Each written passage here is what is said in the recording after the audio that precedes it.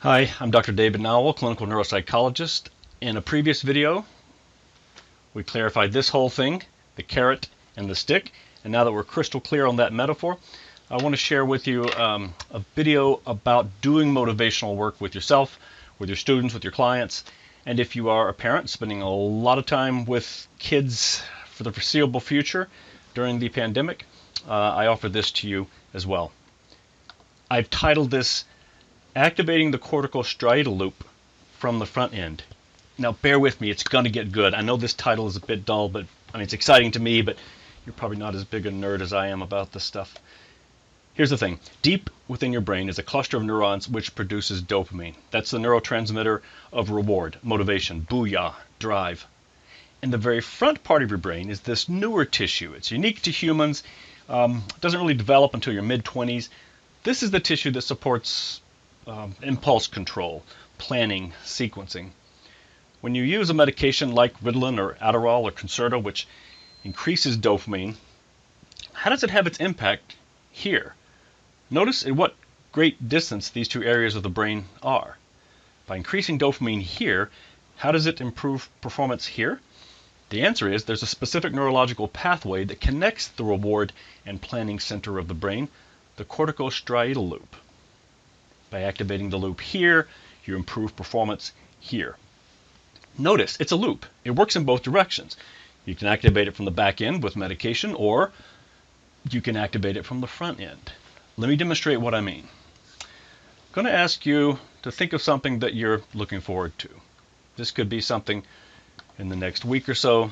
This could be something that you're still hoping is going to happen in the next few months. What I want you to do is release any anxieties about whether the thing's going to happen, because I know things are sort of up in the air right now. But just imagine that you're there. It's happening. Who's with you? What are you going to wear? How will you get there? How long will it take? As you think about the start and the end and play it back and forth in your head, what's going to be the very best part? This is the part that you're really anticipating. And as you think about that, notice what you're feeling.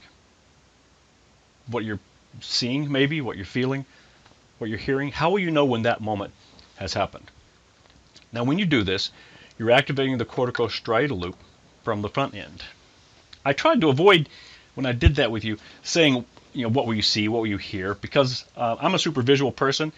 But you might be anticipating this event using sound. There may be sort of a kinesthetic bodily awareness. What I'm trying to get you to do is to inhabit this event in advance. Again, we're the only animal that can pre-enjoy an experience like this. And by anticipating it, by smelling it, feeling it, hearing it, you're activating the corticostriatal loop. You're basically Ritalining yourself. You're actually activating your reward center. So there, as you imagine, smell, feel, hear this event, you're activating the corticostriatal loop, which actually rewards you in advance and actually pulls you further into the process. It helps you do all the hard steps and boring and yucky steps along the way so you can get to the good stuff. Now, what you can't tell from this picture is just 5 minutes ago, Toby was in the dining room playing Axis and Allies with his brother. They had the maps spread out, the tanks, the planes. Toby was gesturing broadly. His arms were outstretched. His face was innervated. His eyes were dancing. He was loud. And then his mom comes into the dining room and says, "Tobes, I need you to get upstairs and start your homework." So he compliantly but listlessly drops his shoulders and he lumbers out of the dining room, making his way towards his bedroom. He gets to the bottom of the stairs. He plops down, and he's a little engine that literally can't even. I'm going to ask you to think of a time when you were like Toby, sitting at the bottom of the stairs, and at the top of the stairs was something really hard, really yucky. For you, it could have been an expense report, could have been a trip you didn't want to take, could be getting your inspection sticker for your car. How did you get yourself to the top of the stairs? What could Toby do in the front part of his brain? What could he think or say or picture to himself? I like to ask students, what's the very best part of ending your homework? And don't assume that the best part for them will be the same as it is for you. Kids will give you lots of different answers. Some students will say the best part of homework is when you slam the book shut. Bam, bam, bam. You can't do that with a Kindle. It takes a meat book. You got to slam the book shut. That's the best part. For someone else, the best part might be going into school the next day and presenting your homework, and your teacher gives you a big hug, and she smells like Lauren. Do you remember what Lauren smells like?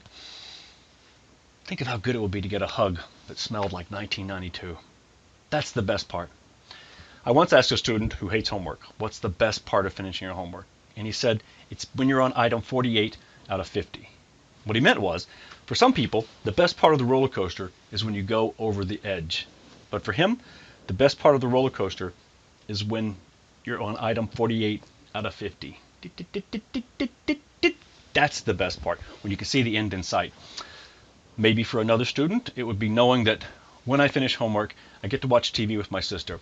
We're going to sit together on the couch with a bowl of popcorn between us. We're enjoying the program, and I reach my hand into the popcorn. I feel the kernels, and at the bottom of the bowl, there's salt, and I taste the salt, and I imagine, and I feel the hug, and I slam the book, whatever it is that I do to pull me into the future. So, once we've decided what the best part of ending his homework will be for Toby, and he can activate his own corticostriatal loop, he can go ahead and imagine that he's having a bowl of popcorn with his sister, reaching into the bowl, touching the salt on the bottom. Or for him, it's when he's on item 48 out of 50. Or maybe for him, it's when he gets a big hug the next day. What would it take to motivate you, whatever this thing is that you have to do, to get to the top of the stairs? And if you find yourself spending a lot of time at home with younger people who are still working on this self-motivation, how could you support them in thinking about the end goal? And again, don't assume that if you're a visual person, it's going to be visual for them. And if you are a visual person, don't assume that they're going to use color and movement in the same way that you do. We've got to ask them what's going to be the best part of it for you, and then help them imagine that, help them anticipate it in advance.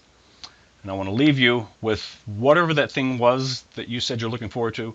I'm going to hope for you that it happens and that you get there healthy. Thanks for watching.